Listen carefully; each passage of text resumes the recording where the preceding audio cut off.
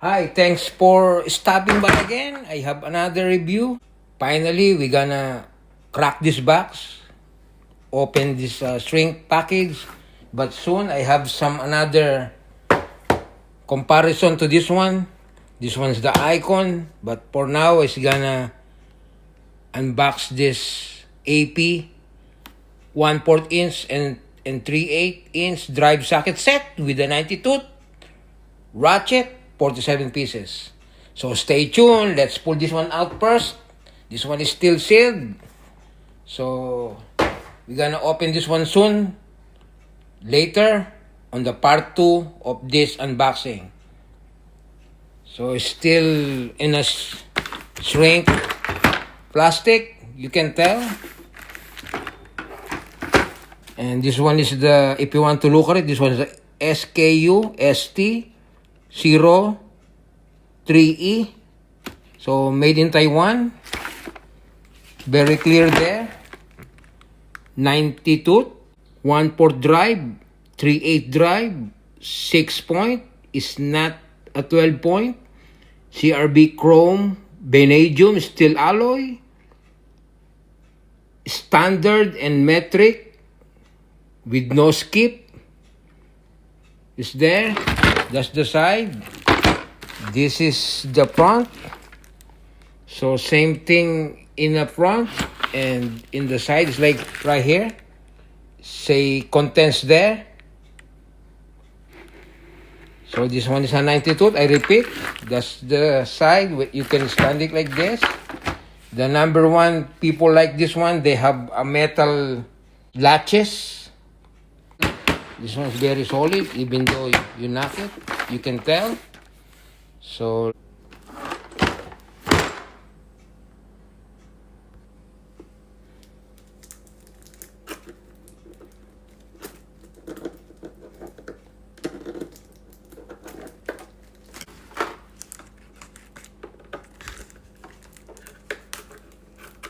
now it's a moment of truth.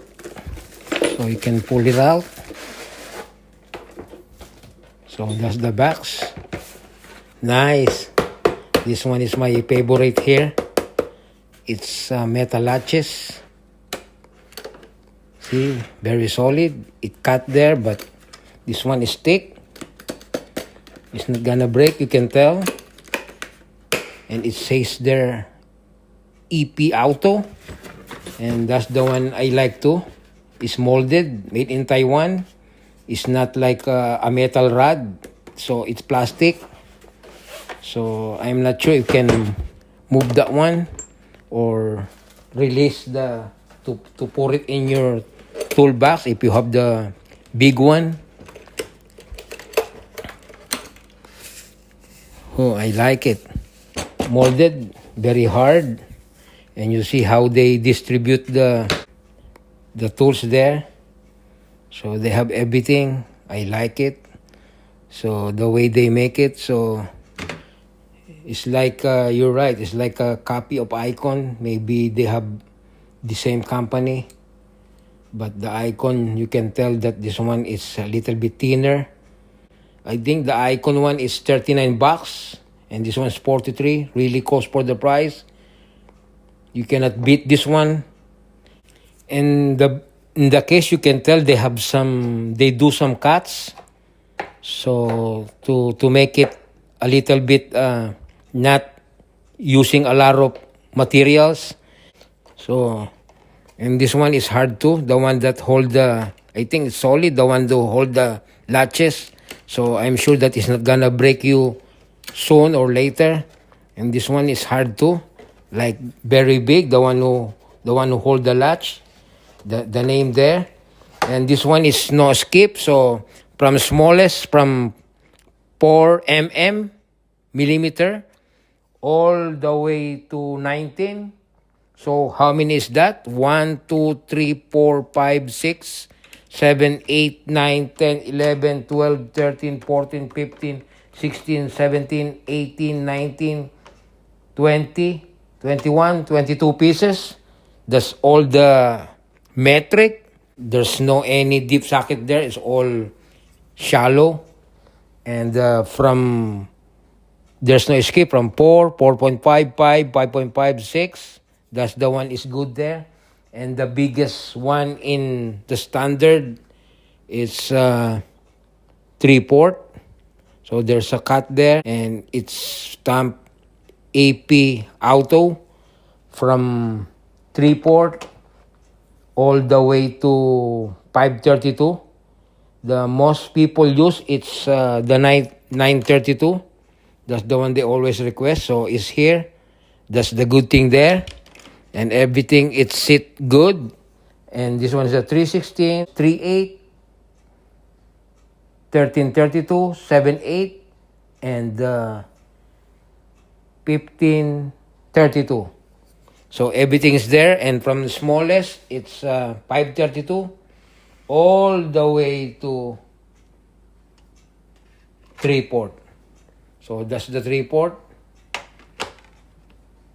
And let's check this one, how it turn, if it is crisp or if it is decent. Yeah, it's very nice click. You can hear that. So that's the 92. So let's insert one. So let's check this extension. So you no more push button there. So just straight. So it's very nice. So you heard. So that's the going to tight. And this one is the up to loosen. See?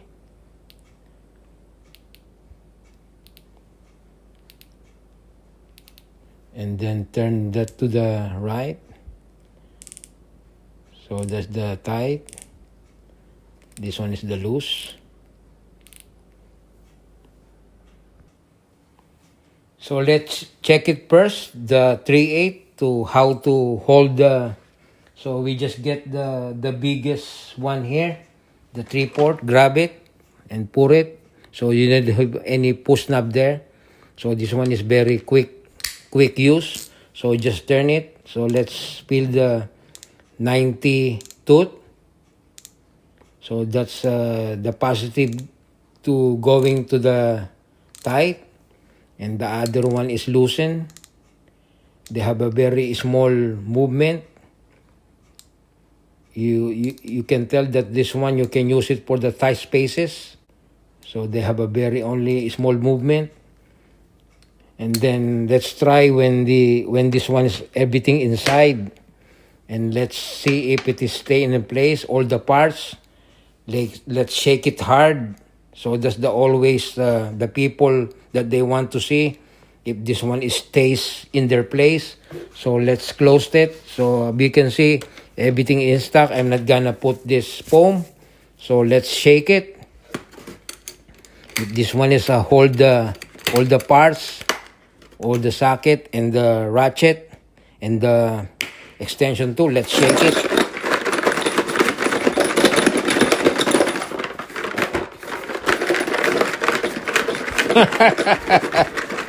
Now open it. So let's cross our finger. Hopefully this one is still in place. Open it. Voila! So it's still in place. I like it. So that's the people like. So it stay in a place. And I'm guessing that I just see. So maybe this one is impact because they have a different color. So it's compare it to this one. This one is shiny while this one is a little bit grayish. So I'm not sure, but if you look at it, it's like impact. Hopefully is. It's not say in a box. And this one is there's no any manual to be clarified when it's clear if it is true or not. But that's my only guessing. And in this one you can clean it You can access to clean it too. So for maintenance, they have some 2 or 3 nuts there. So maybe it's a hex, and you can access here in underneath, not in the front.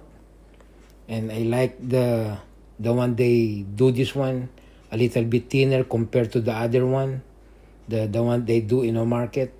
So this one you can use it for tie space, and I like the way they make this one a little bit shiny, and they have some stopper here so that you can handle it. You can handle it tight. It's not gonna go nowhere. So that's the use of this hump here from the small going to the back to make it big. This one, the only negative, if you use this one, if it is hot or cold, sometimes it's hard to grab it. But if you use the gloves, I think that one is not a problem.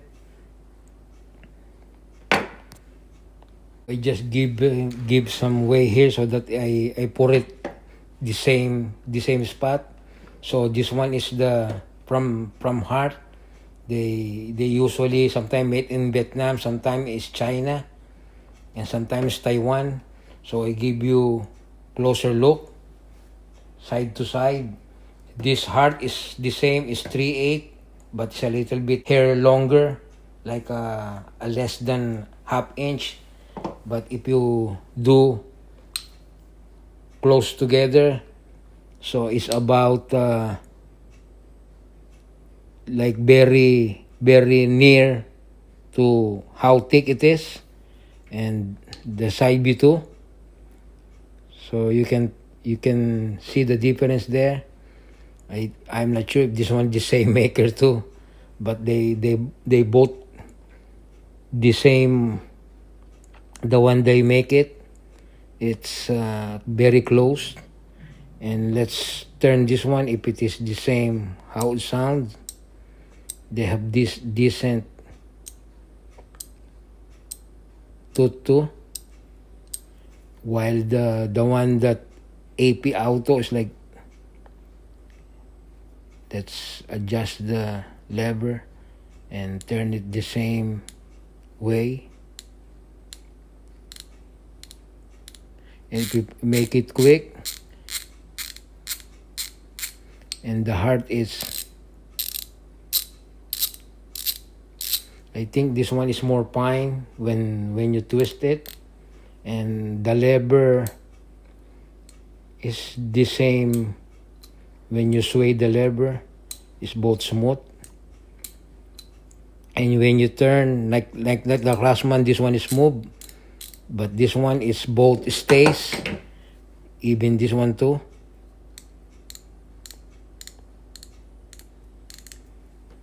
So this one is with push button, this one is without. This one is quick to use, but the only positive, this one you can push it like this, it's drop right away. I show you how that one happened.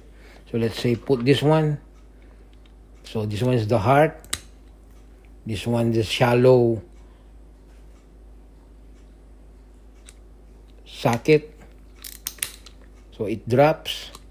Not the other one, you can push it by force a little, and you can see it bite.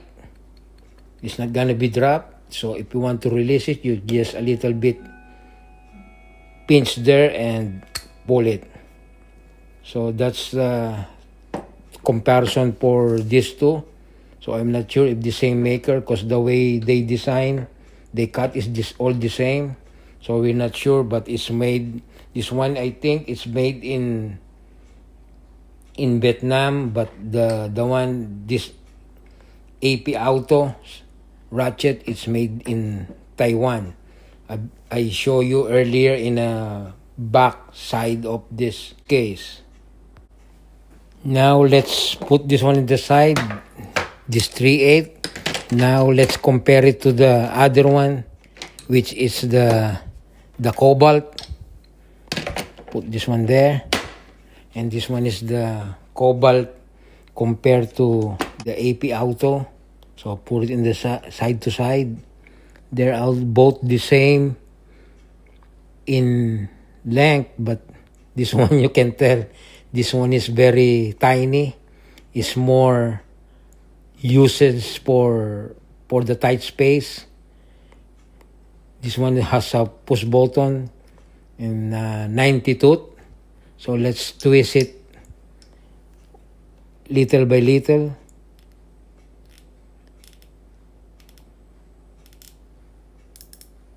They have both decent when you turn.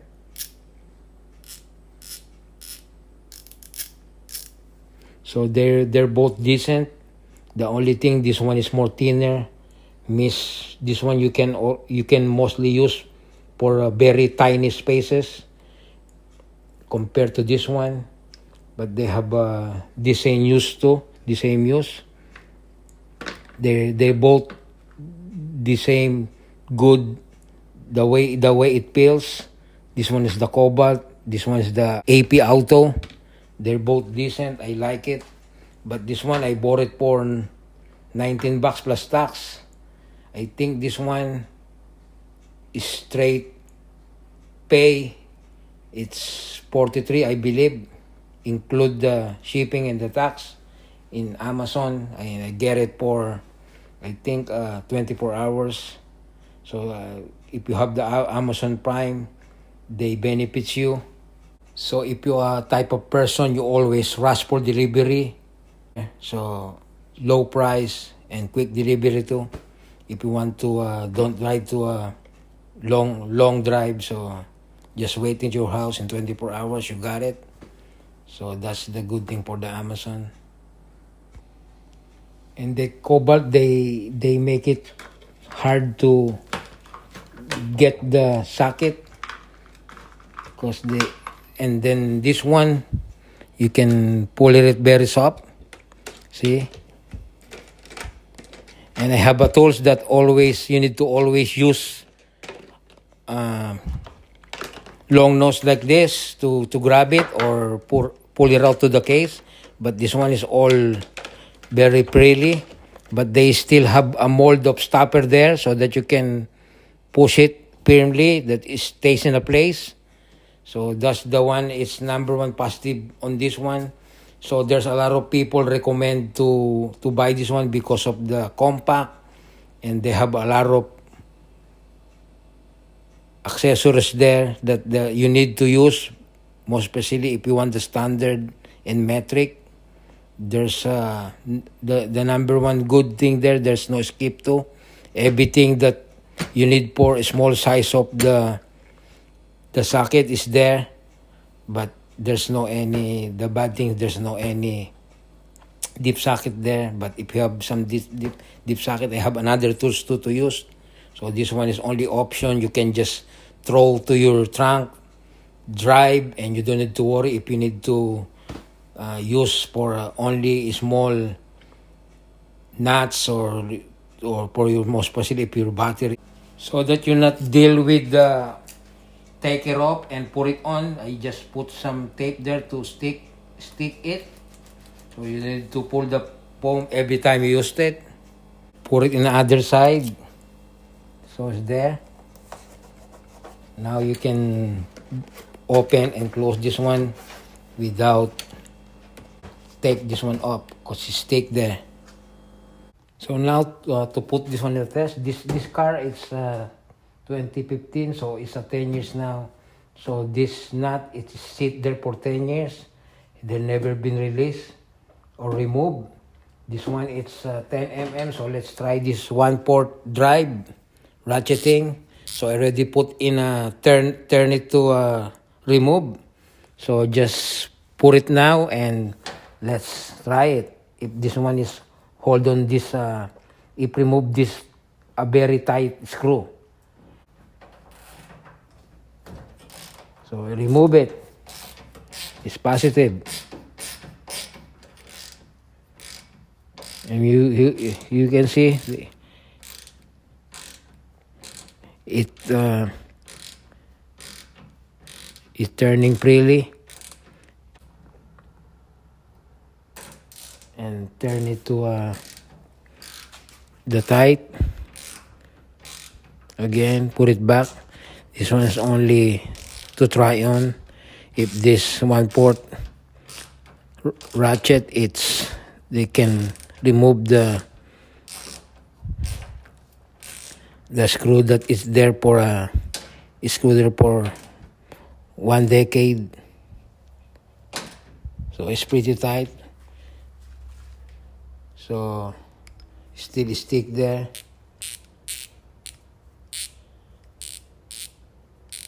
So it's still turning good. No broken there.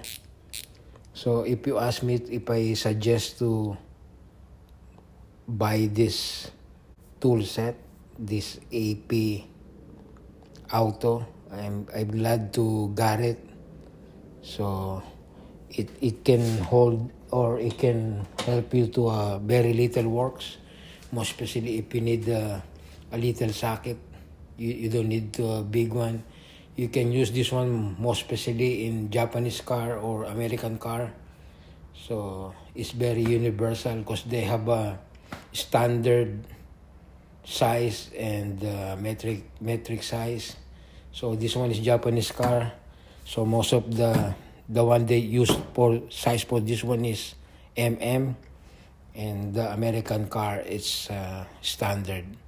So that's the end of this video. Hopefully you like it. Please subscribe to my channel. So I suggest to buy this one because it's a compact. I'm out. Goodbye. See you in my next video. I'm out.